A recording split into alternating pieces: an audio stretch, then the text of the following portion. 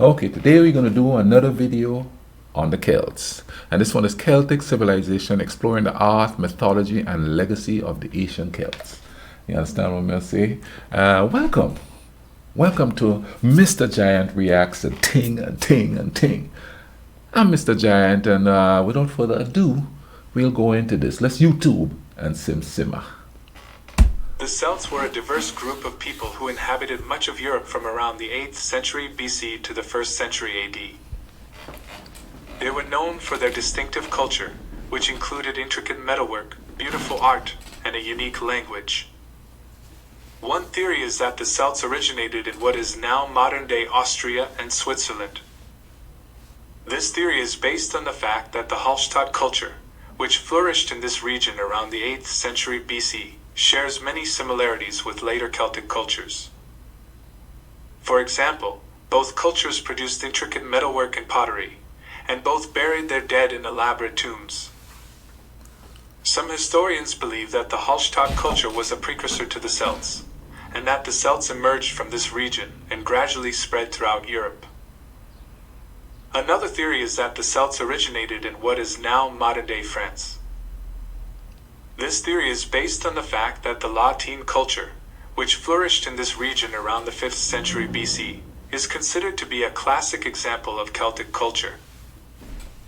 The Latine culture was known for its distinctive art style, which featured swirling patterns and intricate knotwork.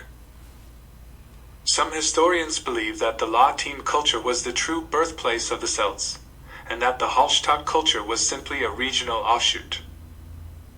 Finally, there is a theory that the Celts originated in multiple regions throughout Europe, and that they gradually coalesced into a cohesive culture over time. This theory is based on the fact that there were many different Celtic tribes throughout Europe, each with their own unique customs and traditions. Some historians believe that these tribes were originally separate and distinct, but gradually began to interact with each other and share ideas, leading to the emergence of a larger Celtic culture.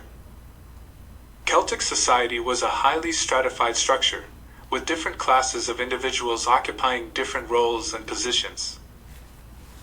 At the top were the nobles or aristocrats, who were typically wealthy landowners and wielded significant political power. Below them were the free citizens or freemen, who were often skilled craftsmen, traders, or small farmers. And at the bottom were the slaves, who were often prisoners of war or individuals who had been sold into servitude. One of the most distinctive features of Celtic society was the system of clientage, which was a type of patron-client relationship that bound people together through mutual obligations and responsibilities. Clients were typically freemen who were dependent on a noble or wealthy landowner, and would provide loyalty and services in exchange for protection and support. In turn, the noble would provide them with land, resources, or other forms of assistance. In terms of governance, the Celts were organized into a system of tribes or clans, each of which had its own leaders and council of elders. The chief of the tribe was usually a noble or aristocrat, and was responsible for making decisions on behalf of the tribe. Isn't that loosely how we live here in modern times? And I'm taking where I am. Whenever I talk because of where I live, you know. You have these different groups: Hispanic, African Americans, Asian Americans, and each in turn have their leaders that they look up to. You know, a loose chieftain, if you will. Now it's that there's no real leaders there because, you know, in my opinion, my humble opinion, capitalism is gone. Capitalism is on steroids right now. So right now it's a dog-eat-dog world. But when you look back at it, you know, each group had its leader that it looks up to, you know, and that leader speak for the group to the powers that be. And now nobody's really listening anymore, man. It's a free-for-all out here. It's a free-for-all. Let's keep going. The Council of Elders, on the other hand, was comprised of respected members of the community, and was responsible for advising the chief and helping to make decisions. In some cases, tribes would band together to form larger confederations or alliances, which were often led by a high king or queen. These confederations were typically created for defensive purposes and allowed the various tribes to pool their resources and coordinate their efforts in times of war or crisis. When it came to law and justice, the Celts had a system of customary law that was enforced by the tribe or clan. Crimes were typically dealt with through compensation or restitution, rather than punishment, and disputes were often settled through negotiation or mediation. Interesting. However, more serious crimes could result in exile or other forms of severe punishment. Celtic people practiced polytheism, which is the worship of several deities. There were several gods in the Celtic pantheon, each of whom had distinctive qualities. Some of the most famous Celtic deities include Brigid, the goddess of healing and fertility, and Lugh, the god of craftsmanship and war. Have you noticed that a lot of ancient tribes and peoples of different nationalities and races at one point had this polytheistic view of religion?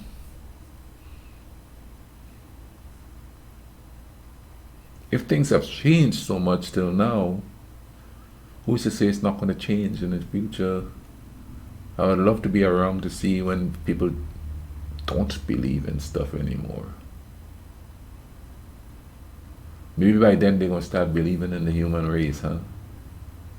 You never know. Celtic mythology is full of tales of heroes, monsters, and magical creatures. One of the most famous stories is the tale of Cuchulainn, a warrior hero who fought against the forces of Queen Med. Other notable myths include the story of the Morrigan, a goddess of war and fate, and the legend of the Selkies, shape-shifting seals who could take on human form. The Celts also believed in the concept of the otherworld, a mystical realm that existed beyond our own. This realm was said to be populated by supernatural beings and was accessible through places like fairy mounds and sacred trees. Intricate spirals, zoomorphic patterns, and knotwork are hallmarks of Celtic art. One of the most striking features of Celtic art is the knotwork designs. These intricate patterns are made up of interlaced lines that loop and twist around each other. The knots were often used to decorate metalwork, such as swords, shields, and jewelry. Some of the most famous examples of Celtic knotwork can be found in the Book of Kells, an illuminated manuscript that was created in the 9th century. Spirals were another popular motif in Celtic art. These designs often symbolize the cycle of life, death, and rebirth. They were used to decorate everything from stone carvings to pottery. The triple spiral, also known as the triskele, is a particularly common symbol in Celtic art. Zoomorphic designs, which depict animals and other creatures, were also prevalent in Celtic art. These designs often combined elements of different animals to create fantastical creatures. One of the most famous examples of Celtic zoomorphic art is the Gundestrup cauldron, a silver cauldron that was discovered in Denmark in the 19th century. Celtic art was created by highly skilled craftsmen who worked in a variety of materials, including metal, stone, and wood. The techniques used to create Celtic art were highly advanced for their time, and many of them are still used by craftsmen today. The Celtic culture is known for its rich traditions, and one of the most enduring art forms is music. From haunting ballads to lively dance tunes, Celtic music is a vibrant and diverse genre that continues to inspire and captivate people all over the world. One of the most well-known forms of Celtic dance is Irish step dancing, characterized by fast footwork and an upright posture. The dancers often wear traditional clothing and shoes with hard soles to create a distinctive sound. Another popular form of Celtic dance is Scottish Highland dancing, featuring intricate footwork, leaps, and spins, often performed in traditional Scottish dress. Celtic music is often performed in groups, with instruments like the fiddle, accordion, and bodhran. Many modern musicians continue to draw inspiration from traditional Celtic music, infusing it with their own unique styles and interpretations. There are 6 modern Celtic languages still spoken today, Irish Gaelic, Scottish Gaelic, Welsh, Breton, Cornish, and Manx. Hmm. These languages have their roots in the ancient Celtic languages spoken by the Celts over 2,000 years ago. Each language has its own unique characteristics and dialects, but they all share a common heritage and cultural identity. Celtic literature has a long and rich history, dating back to ancient times. The earliest known examples of Celtic literature are the tales of the Ulster Cycle and the Fenian Cycle from Ireland, which were passed down through oral tradition for centuries before being written down. These tales are filled with heroes, gods, and magical creatures, and they give us a glimpse into the beliefs and values of the ancient Celts. In addition to these epic tales, Celtic literature also includes poetry, prose, and religious texts. One of the most famous examples is the Welsh epic poem, Y Mabinogi, which tells the story of a group of heroes and their adventures in the magical land of Anne. You never know much about the people until you read about them, or even watch some videos about them, and it's sort of and you see the metamorphosis of humans pretty much. Because even though the story was different because of language and certain customs and stuff, when you break it down to the human thing, just simply humanism, it's like the same path that people are taking, which over the centuries, it's the same thing everybody's looking for: peace of mind. You know what I mean? A good life to where they're happy, or with people around them who love them, care about them, want them to be happy. And though everybody seems to be going about it differently, slightly differently, with the use of politics, religion, and just other ideologies or different ideologies, it all boils down to one thing. In my humble opinion, human beings are trying to find that serenity, not that utopia. And I'm going to emphasize that there's no such thing as utopia. Nobody's going to live forever. Nobody's never going to get sick. Hey, took me decades before I got sick the first time. There's no such thing as utopia. And people are going to have different ideas and different ways of going about stuff because they were raised in different families. It's a matter of finding that really nice balance of humanity in order to coexist with enough peace of mind so that life doesn't have to be this massive struggle that we have created for ourselves.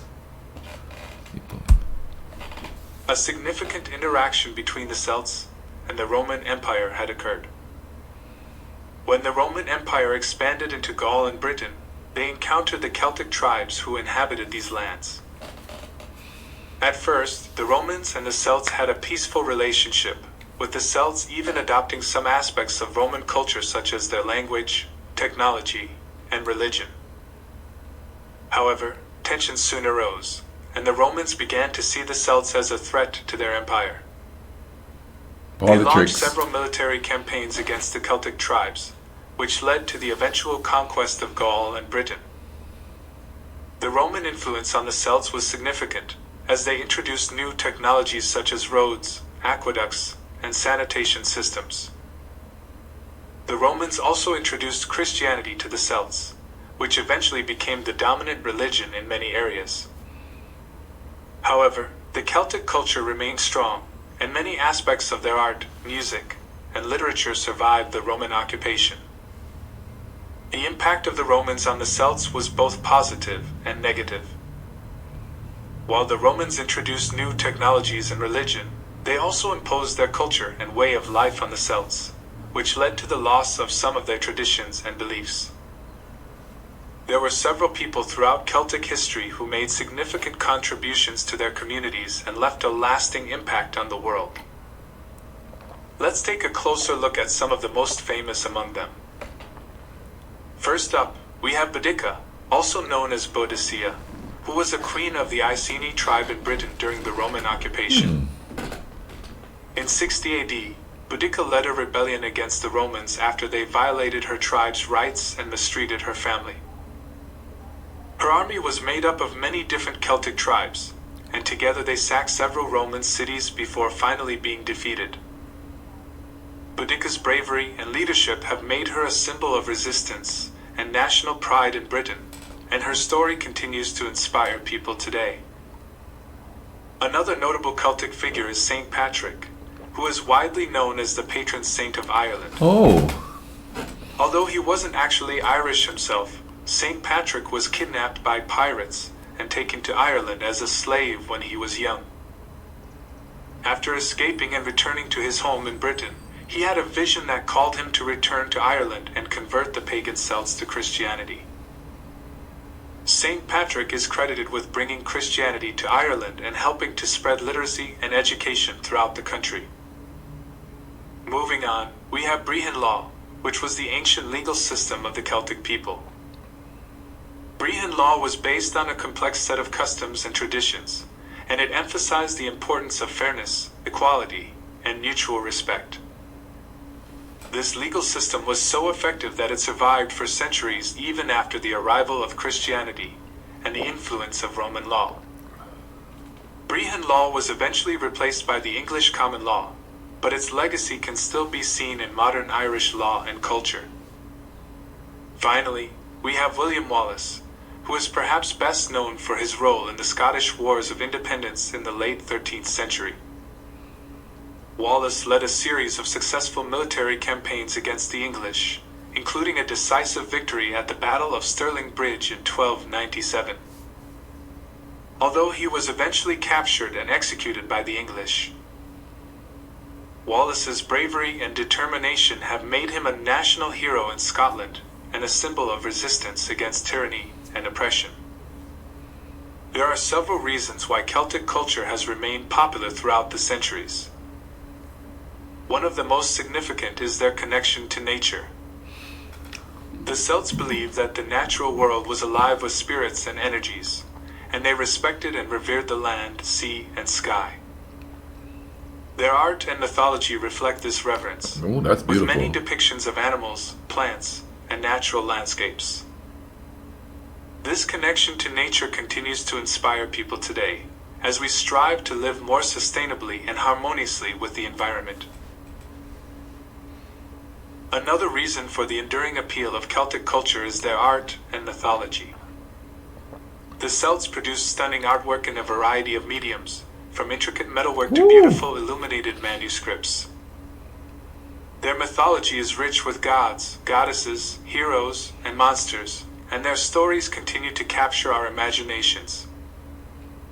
The tales of King Arthur, for example, are heavily influenced by Celtic mythology, and have been retold in countless forms throughout the centuries.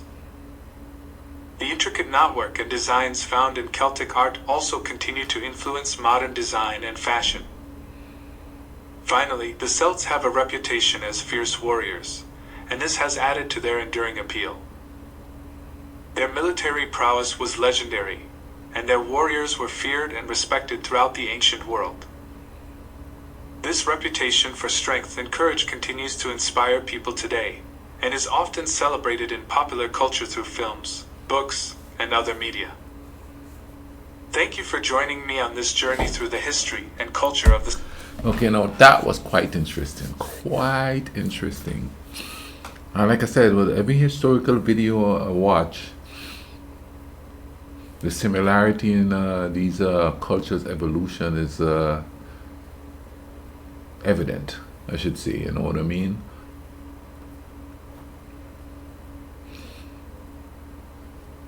Interesting to say the least. Anyway, man, I hope you guys enjoyed watching this video with me, you know what I mean? If you did, drop a like on it.